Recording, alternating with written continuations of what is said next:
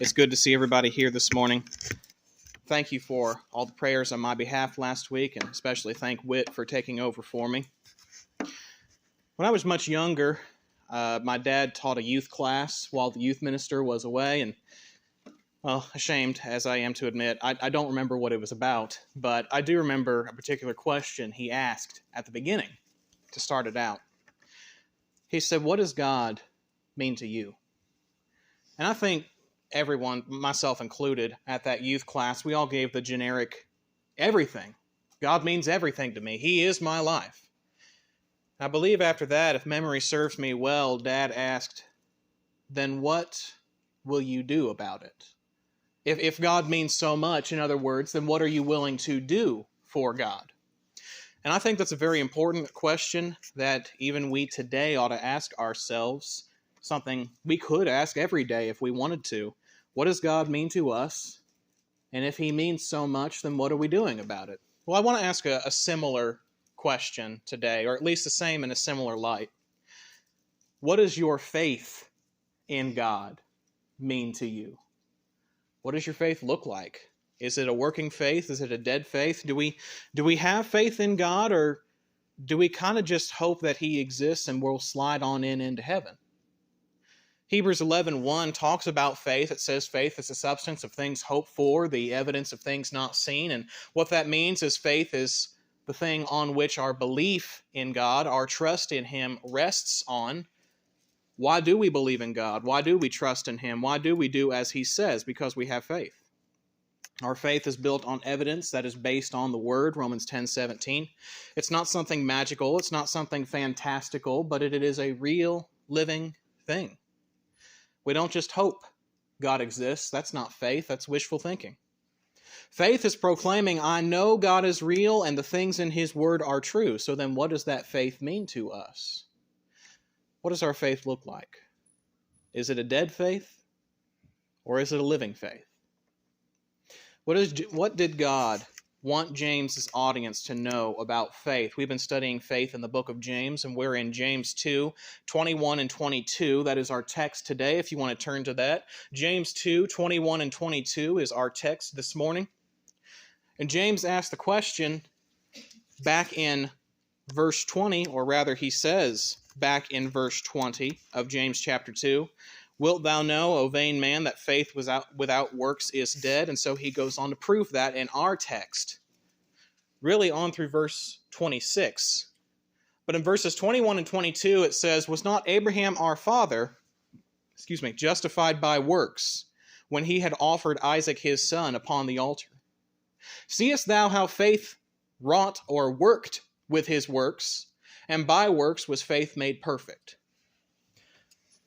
I guess the question we want to ask today is, what does this perfect faith look like? It says that faith worked with his works. Faith was made perfect by his works. So what does that perfect faith look like?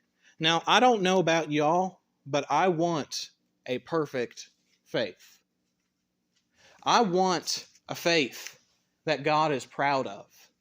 If I were somehow, and I don't know how it would happen, but if I were somehow in a situation like Job was in the book of Job, I hope that I have such a faith that I could come out of that the same way that he did.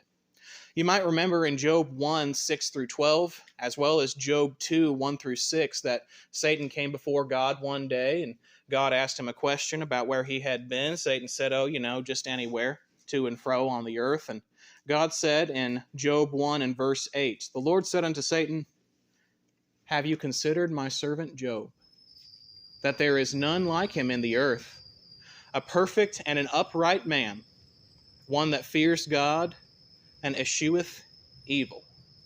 I want that kind of faith. I want the kind of faith that makes God say, "That is my child. Have you considered my servant Canaan?" I want the kind of faith that makes Jesus proud of me and marvel. The kind of faith that was talked about in Matthew 8 and verse 10, that Jesus heard it and he marveled and said to them that followed, "Verily I say unto you, I have not found such great faith, no, not even in Israel." I want that kind of faith. So what does that take? What does that faith look like? I think to find that out, first we can find what it doesn't look like, so that we know what we're not trying to do. We've seen it over and over and over in this chapter, but verse 20 sums it up, and we'll read it again. But wilt thou know, O vain man, that faith without works is dead? So first I know what it doesn't look like, but secondly I need to know what it does look like, what true faith looks like. I cannot have a dead faith. The kind of faith that doesn't show itself, the kind of the faith that never seeks to please God by doing his will, but kind of just hopes and prays and thinks maybe I'll make it to heaven, but doesn't really try to do anything about it. The kind of faith that thinks everything is okay, but really it's not. I want to take a moment to just correct something I said in my last sermon 2 weeks ago. I don't think I was necessarily wrong, but I want to adjust it slightly. I said that faith without works isn't faith. And I suppose to a degree that may be true. But what I should say is it is a faith. Faith without works is a faith, but it's a dead faith. If I want to have faith in God, and I expect him to bless me as he said he would, how can I expect those blessings if I don't do anything for him, if my faith doesn't mean anything, if it's a dead faith? Let me put it this way, and this is the best way I can remember it. A faith without works doesn't work for me. A faith without works doesn't work for me. If I have faith but I do no good works for God, how can I expect my faith to do anything for me? It's not a faith built on evidence, Hebrews 11:1. It's not a faith built on the truth of the Scriptures, Romans 10:17. Faith comes by hearing, hearing by the Word of God.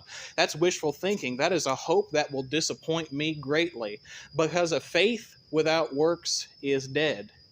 A faith without works doesn't work for me, and it won't work for you either. That's what faith without works is. So now I need to know what a living faith works like. And that is our text here in James 2:21 and 22.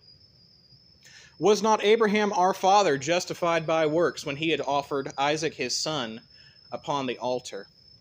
Now we're going to look at this example of Isaac, and if you want to go ahead and turn to Genesis chapter 22, that's where that example is when he offered Isaac on the altar. But it says, was not Abraham. What's so special about Abraham? Why do you think James used him specifically? Abraham's a very special case for a number of reasons. I think of at least two. James's audience was primarily Jewish Christians. He says Abraham, our father, was justified. He was their father of the faith, the Jewish faith. They learned about him since they were children. They learned to love him. He was a beloved man, but not just by Jews, actually by Gentiles as well, and they could relate to Abraham in a sense. Even Gentiles who would read that letter, he meant something to them. In Romans chapter 4, Paul talks about the fact that Abraham was blessed before he was circumcised. And that blessing was not because he had the physical characteristic of a Jew, but because of his faith and his works. It was because he pleased God, and the Gentiles could relate to that. But there's another reason that comes to my mind why Abraham was used, is because of what is said in verse 25. In James 2:25 it says, likewise also was not Rahab the harlot justified by works. Now, if she was a harlot, how could she be justified by works? Well, she couldn't. But we know her as she used to be. We know her by that title of harlot because that is what she used to do. She used to be a prostitute. So James can compare what faith and works does for a person who is faithful to God. Abraham, our father, the height of faith, and Rahab, the harlot, from the lowest background that one might be able to come from. Faith and works can go together to do something special. And James says, was not Abraham our father justified by works? Justified, pronounced, declared just. That's what we're going to see in this text. I should have had you turn to Genesis chapter 22 in just a moment, not immediately. But he was counted, he was reckoned, pronounced, declared to be in a right relationship with God. And what that means is there was nothing separating Abraham from being in a right relationship from God. That's what you want. That's what I want. I hope that's what you want. To be in a good, right relationship with God. And I got into that relationship with God when I was baptized into Christ. In 1 Corinthians 6 and verse 11, such were some of you, but ye are washed, ye are sanctified, ye are, there's our word, justified in the name of our Lord Jesus Christ and by the Spirit of our God. I can be sanctified. I can be set apart. I can be in a good relationship with God if I simply obey what he has to say. A faith that truly believes in God and does what he would have me to do. And finally, before we look at this verse or this section in Genesis 22, Abraham was justified by works. How was he justified? Exactly by that, by works. It was the source of his being justified. Now, we've talked about before, and James repeats itself, so I think I can repeat myself too. James has talked about in this chapter that faith without works is dead.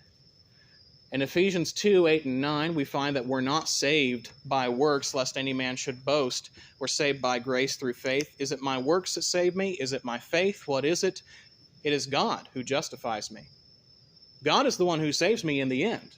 But to get that salvation, I have to have faith, and I have to do what he commands me in order to receive that salvation. The works that God demands so that I can obtain it. Now Genesis chapter 22. I've kept you waiting long enough.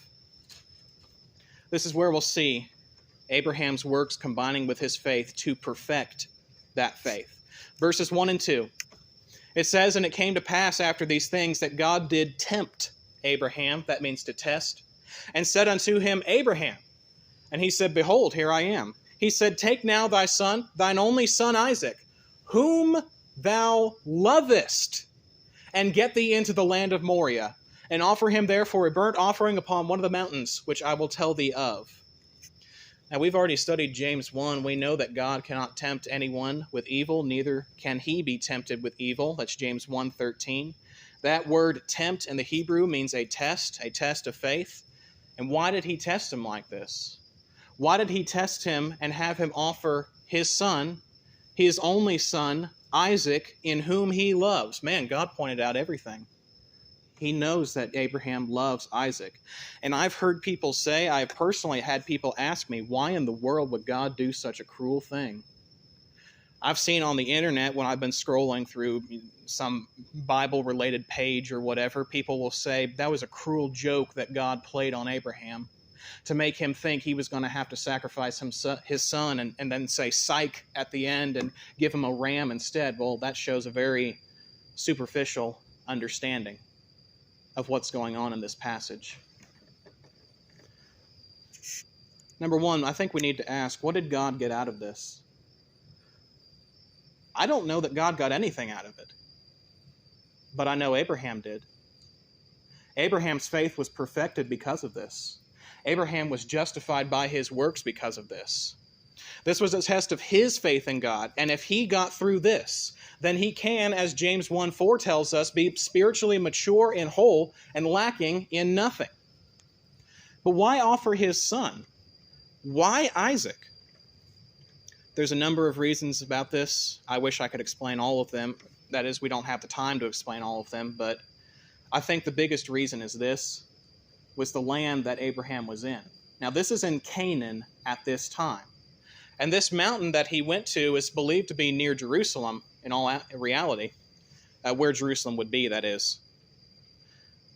What did the Canaanites do to show their faith in their false gods? If a Canaanite wanted to show, I am faithful to Baal or to Ashtaroth or whatever god that they're sacrificing to, they would sacrifice their children. Abraham, do you have as much faith as a Canaanite? Abraham, this one child that you have, your son of promise, can you give him up for God? Is that the kind of faith you have? Now, I'm not a parent, but I think I can tell you with confidence, I don't know that I could. I don't know that I could give up my child like that. Abraham had a kind of faith that I hope to have one day, that kind of faith. In verses 3 through 5 of Genesis 22, Abraham rose up early in the morning He saddled his donkey, he took 2 of his young men with him, and Isaac his son, and clave the wood for the burnt offering, and rose up and went unto the place of which God had told him. Then on the 3rd day Abraham lifted up his eyes, and saw the place afar off. And Abraham said unto his young men, Abide here with the donkey, and I and the lad will go yonder and worship, and we will come again unto you. He rose up early. He didn't delay. He knew exactly where he had to go, and he traveled for 3 days to get there, it says. During those 3 days, to Abraham, Isaac was a dead man walking, because he knows exactly what he is going to be required of God to do. But notice he says in verse 5, I and the lad will go yonder and worship, and come again unto you. Abraham knew that if he had to sacrifice his son, God could bring him back from the dead. How do we know that? That's in Hebrews 11, 17 through 19. In Hebrews 11, 17 through 19, it says of this account, By faith Abraham, when he was tried, offered up Isaac, and that had received the promises, offered up his only begotten son, of whom it was said, that in Isaac shall thy seed be called, accounting that God was able to raise him up even from the dead, from whence also he received him, in a figure. And if we continue on in verse 8, skipping down to that, Abraham, after being asked by Isaac, where's the burnt offering? Abraham says there in verse 8, My son, God will provide for himself a lamb for a burnt offering. So they went both of them together. Abraham knew in some way he would be able to have his son, and he had faith in God to be able to do this act. Now verses 9 through 14. And Abraham stretched forth his hand and took the knife to slay his son. And an angel of the Lord called unto him out of heaven and said, Abraham, Abraham. And he said, Here am I. And he said, Lay not thine hand upon the lad, neither do thou anything unto him, for now I know that thou fearest God, seeing thou hast not withheld thy son, thine only son, from me. And Abraham lifted up his eyes and looked, and behold, behind him a ram caught up in a thicket by his horns. And Abraham went and took the ram and offered him up for a burnt offering in the stead of his son. And Abraham called the name of that place Jehovah-Jireh, as it is said this day, In the mount of the Lord it shall be seen. Abraham had the faith to go through with what God asked him to do. He was willing to bind his own son to the altar, to kill him, to give him up to God, but God didn't want Isaac. Did you know that? God wasn't really asking for Isaac in the end. God wanted Abraham. God wanted Abraham's faith. God wanted Abraham to grow from this. I think about that, and Romans 12, 1 through 2 comes to my mind, where Paul wrote, I beseech you, therefore, brethren, by the mercies of God, that you present your bodies a living sacrifice, holy, acceptable unto God, which is your reasonable service. And be not conformed to this world, but be ye transformed by the renewing of your mind, that ye may prove what is that good and acceptable and perfect will of God. When Abraham offered his son on that altar and was ready to plunge the knife into his own son's chest, Abraham became that living sacrifice that God was asking. Abraham showed his faith, and through his works he trusted in God and he believed in him. And Abraham called that place Jehovah-Jireh. Other versions translate that. That word means the Lord will provide. That's what he called that place. He was willing to offer up his son. God provided a substitute offering. Abraham knows God will provide. Now back in our text, in James 2 and verse 22, we find the conclusion of this matter. Seest thou how faith wrought or worked with his works, and by works was faith made perfect. Faith was made perfect. We often hear that word perfect means complete, but that word doesn't really give it the full meaning in every context. In this, it means spiritually mature. Faith was made like an adult, lacking nothing. What would Abraham's faith look like if he hadn't offered up Isaac? What would Abraham's faith have looked like if he didn't go through with what God asked him to do? If we want to sum up Genesis chapter 22, here's how I would put it. A faith not tested is a faith not worth having. A faith not tested is a faith not worth having. And hard as it is to say sometimes, thanks be to God that God allows our faith to be tested, that we may grow and be perfect in our faith, so that we can be tried and come out more faithful to Him. Faith alone doesn't save. It's a dead faith. But faith with works, that's something to behold indeed. Faith with works works for us. We can overcome trials, we can overcome the difficulties of life if we have faith in God, and our actions can show just how much faith we have and cause our faith in Him to grow even more. When faith combined with works, that is a faith that works, not just a living faith that does good works for God, but a faith that is able to bless us as well, a faith that can help save our souls. So we need to ask the question again, what does your faith in God mean to you? And to answer that, we need to know, what does your faith look like? And only you can answer that. I don't know what your faith looks like. Only God does, and only you do. But do you have a living faith? Do you have a faith that seeks to please God? That can help you answer the question. What does God mean to you? If you have a dead faith, if you have a faith that does not seek to serve the Lord, then friends, as much as I hate to say it, I have to tell you this, and I tell you this because I love you. A dead faith belongs to a spiritually dead person. And that's the only kind of person it belongs to. A faith without works only belongs to those who are lost. God doesn't accept those who just slide by.